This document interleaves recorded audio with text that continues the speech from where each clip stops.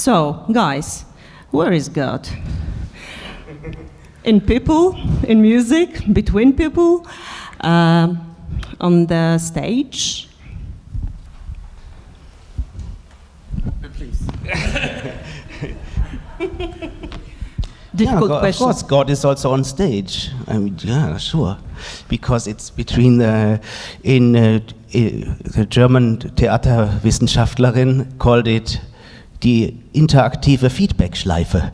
So this is like something that is, even if there is a fourth wall, there is like interaction happening, and people are creating on this side as well as on this side. And so this exchange for me is very divine, if it works. But Rafał? Well, as is clear from this piece, I obviously don't know the answer to this question. It's not in your menu. But obviously Martin does. And there you go. I think that, well, there is one thing we know, is just we don't know anything. So that's what I think. He might be, he might not be, I don't know. Maybe it's, I really don't. I honestly just wanted to ask him that, and Martin, you know, says, sure, you know, there is one, and it's quite easy. But I thought that what you tried to find on the stage was this special kind of community, first between you, but also you and the people over there, us. You told me before the show that for you the most important thing in the show is trust. Can you explain? Can you tell us more about this idea? Yes, I can. Because it's not. You told me it's not my show. We did it together. It's just 4 people, yeah, 4 or 5 with Bach. I mean, Martin, Rafał, Ewa, lighting director, Mirosław Zbrojewicz, actor, and Bach. Bach is San Sebastian Bach. Yes, Jan Sebastian Bach. And there is also people who helped us, and there is also the accidents, the coincidences that helped us. I guess this I can actually explain. Well, I might not explain if there is God or not, but the issue of trust I can explain, because it became, for me personally, the most important part of my artistic process. And to share that process and to trust everything that happens, which is not only people, but it's most of all people. But it's also things that don't happen, because in the artistic process we're so used to, artists are used to really try to achieve a certain level of manipulation, and this is what art is. But at the same time, there's things that don't happen sometimes, like they don't go the way we want. There's things that are that change our perspective, that change our point of view, and I believe that you can trust those things as well. You don't only have to trust yourself. You can also trust things that go wrong, like supposedly wrong, like we were supposed to have some. For instance, though this is a stupid example, but we did a work in progress of this work in Centre Français du Berlin in Berlin, and there's a theater there, right? And and they have curtains, like a lot of curtains, and we didn't know that there were curtains. I mean, and we didn't expect there were curtains, and we used those curtains, and we just decided, well, we need curtains. But so that wasn't planned in that sense. It's something that happened, and we just trusted that coincidence. But this, obviously, I'm simplifying. First of all, it's about trusting people. It's about trusting other artists. It's about embracing also mistakes, as you said. I understand. Yeah, because what happened, what is happening on the everybody can make a mistake. Even the dancer on the stage. Tell me more about this process, Martin and Rafał, because it's another show based on autobiographical element. I mean, that time it was your dad's heritage, which was this book about a comedy, about a comic. I don't know how should I translate this book of the philosopher. My dad's book. Your dad, yeah, Bogdan Dziemidok. And you asked Martin to be with you with this, in that story, which is yours. Well, that was part of your life. It was just the initial impulse, because I was in this state of mind. And once, this is also the element about the trust. Like once you invite someone to join you for work, at my age and with my sort of like, I don't know, experience, it's only fun if you trust those people. Because if you don't trust them, then it's no fun. It's stupid. Like it's rather you do it yourself. But if you ask someone, if you invite someone, it's to trust them. And the second Martin came in, it was no longer my show. It was already our show. Mm-hmm. So we were looking for things which are common, which are important for both of us. And then the whole personal story of mine got really sort of. At the beginning, yeah, it was just the starting point. It was not an impulse, but it was something that sort of became more like something which is in the back of the head. But then we were looking also for stories which were not mine, which were ours, which were our experiences. Maybe it's time for you to. Yeah, Martin, tell us from your perspective. Yeah. Love and laugh.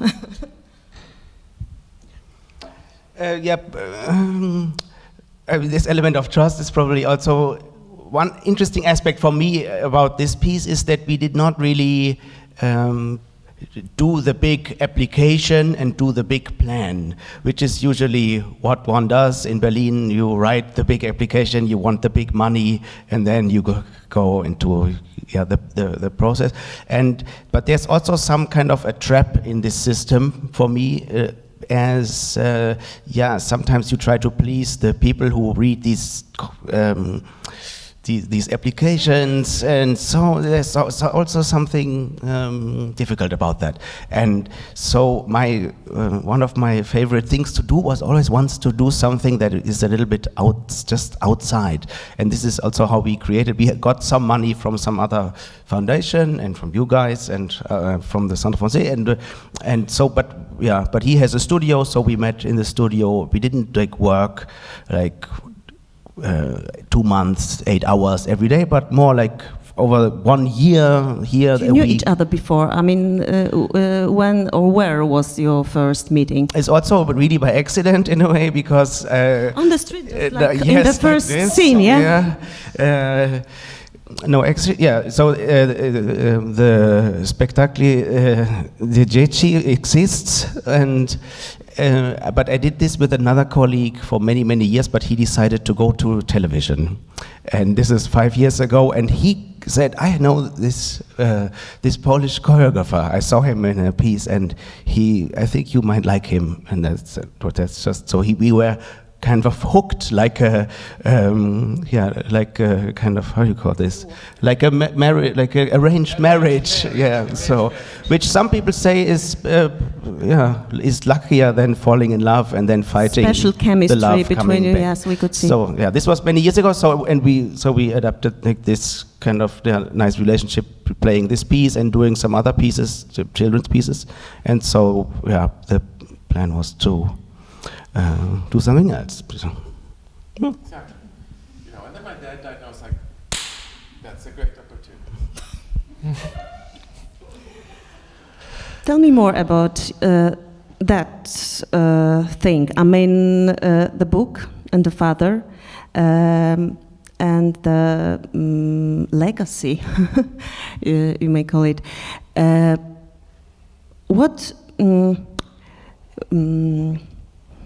What was? Do you ever discuss the book with your dad, really? And no. What do you think about that? history inside. I mean, because as I know, that the book is still, for example, in actors' academies as a textbook, and actors studied today. And how you can use that that heritage in your artistic job? Well, that's the thing. And why you decided to do that? Well, there is this book, right? And like this book there was a huge thing for him, but it was never a big deal for me. And we, the idea was to use the book because it's something specific. It's like a specific. It's even an object. It's like a physical thing that is there. But quite quickly, I realized that it's not very interesting to do the book, really. That it's much more interesting to philosophize, to speak with Martin about things which interest us, which philosophy is about what is there, or why, or is it really there? So we engaged in which I think is better than the book, is to actually philosophize rather than read the book that somebody else wrote, which is a textbook about philosophy. Which I really encourage. It's like with jokes, yeah? They aren't funny when they are in exactly. the books. And it's much better to philosophize yourself and to think yourself and to engage in a process of wondering what things are like. And there is a moment when it's interesting, I think, to everyone. I know that most of you don't have time to think about if there is God or not, but you have us and we're paid to do this for you. And it's not something, it's not even funny, like that's what it is. Is it your role as an artist to answer such questions on the stage? How do you see your role on the stage, being on the stage, looking for the answers for these difficult questions? My answer is yes, but well, that's what I think. I mean, I think art and theater is to what we said is to provide everyone with a little sense, it can be very short, but like a moment of hope.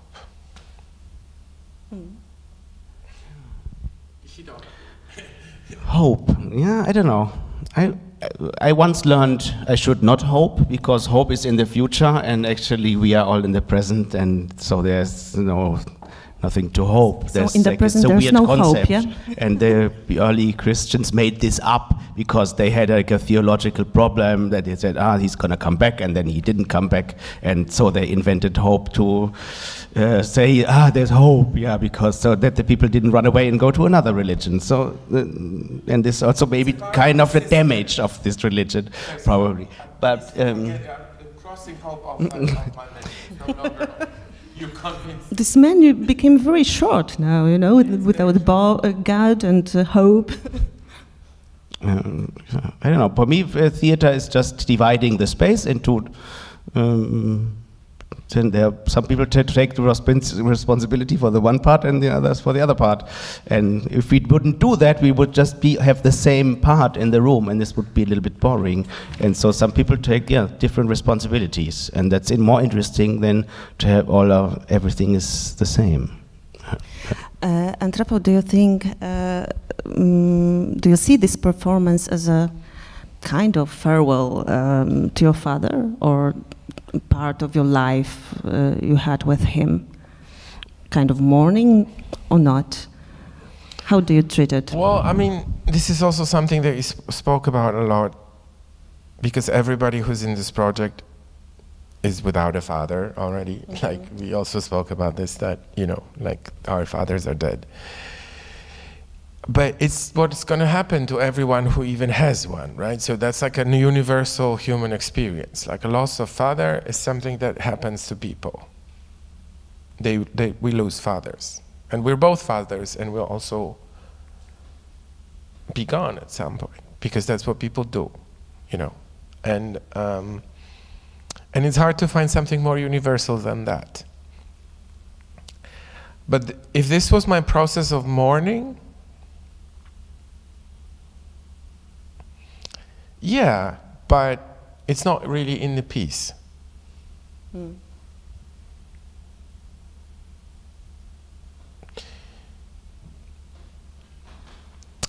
Because I spent endless hours in this really long time in the studio to dance, to come up with the movement, and to propose this movement to Martin, to myself, and then to change it. And so I guess that the process of making movement, this was a process of mourning. Yes, I can say that. But not the process of making the piece, because the making, it's something else, you know, like, it's like, so,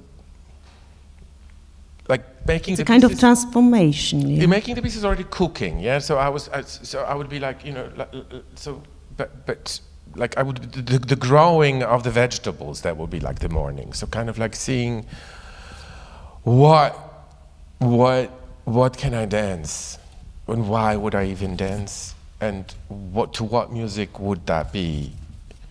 Because I strongly believe that dance comes with music. And so that was, but that wasn't, that was just my personal time. But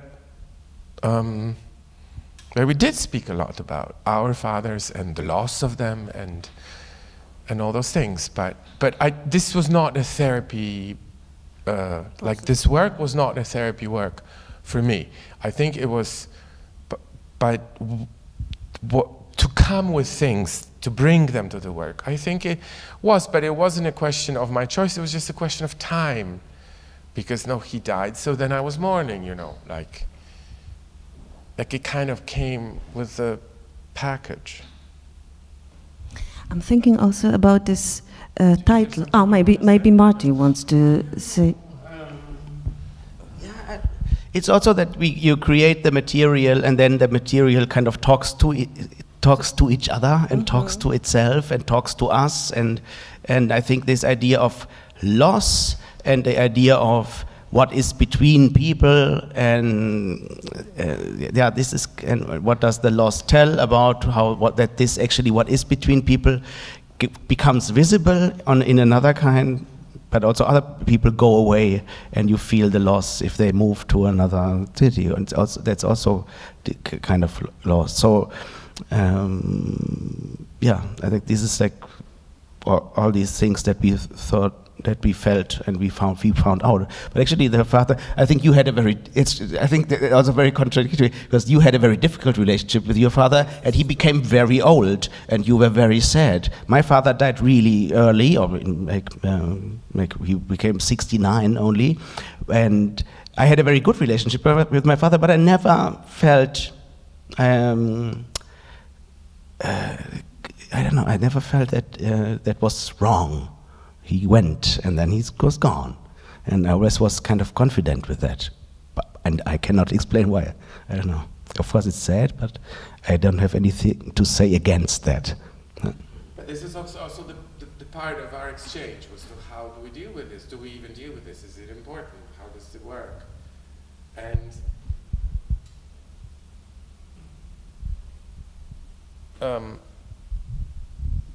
yes, it's interesting. I mean, you know, like,